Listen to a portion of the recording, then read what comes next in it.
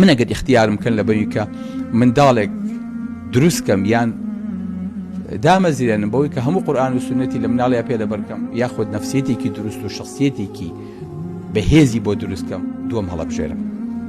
بۆ من ئەگەر اختیارم کەن لەبەوەی کە منداڵێک دروستکەم یان دامەزیرێنم بەوەی کە هەموو قورئان و سونەتی لە مناڵیا پێ لەبەرکەم یاخود نەفسیەتێکی دروست و شخصیەتێکی بەهێزی بۆ دروستکەم دووەم هەڵەبژێرم.